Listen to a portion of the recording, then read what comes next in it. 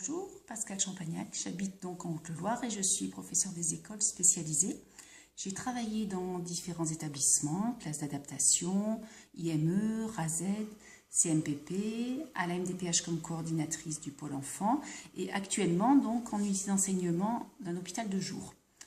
L'inscription en master SVEP représentait pour moi une prise de recul et une actualisation des connaissances, ainsi que le besoin d'échanger, de confronter ou de conforter des idées. Avec le niveau de licence de psychologie et la validation des acquis d'expérience, j'ai pu accéder à l'entrée en M2 en 2014-2015, la promotion Germaine Tillon. J'ai trouvé très riche le fait d'avoir à travailler avec des personnes inconnues jusque-là et la plupart du temps à distance. Cela sollicite une organisation, des partages sur les méthodologies de travail, de la rigueur et de la confiance. On retrouve aussi la part de solitude et de responsabilité, la gestion de la temporalité. Ces compétences sont réellement des compétences métiers pour réunir les professionnels autour d'un projet.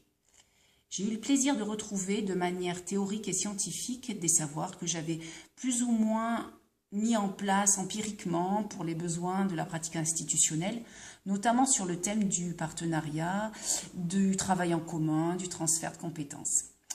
Le sujet de mon mémoire a porté sur les non-dits de la coopération. Si le partenariat est devenu une évidence ou une injonction, les acteurs ne sont pas forcément prêts, formés ou informés de ce que cela implique pour eux dans leur pratique.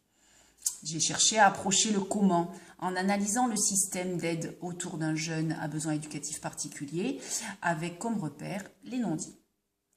J'ai apprécié de pouvoir aussi approcher le travail du laboratoire de recherche dans le stage que j'ai fait dans l'année de master.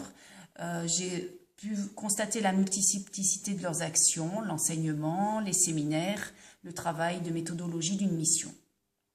Après le master, ma tutrice de mémoire, Madame Corinne Mérini et Monsieur Serge Thomaset m'ont proposé d'écrire un article pour la nouvelle revue de l'adaptation et de la scolarisation.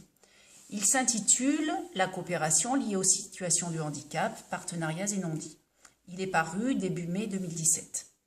Depuis, avec l'intention de valoriser ce master et mon travail sur la pluridisciplinarité, je me suis intéressée à ce qui pouvait se mettre en place sur les référents parcours, les plateformes de prestations médico-sociales ou les pôles de compétences.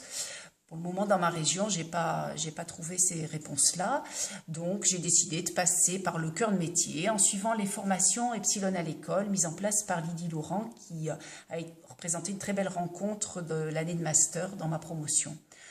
J'ai partagé avec elle de nombreuses heures de discussion et je peux ainsi maintenant me relier à un réseau d'expertise pédagogique et je commence à travailler au niveau des interventions scolaires en soutien spécifique auprès d'enfants à troubles cognitifs à domicile.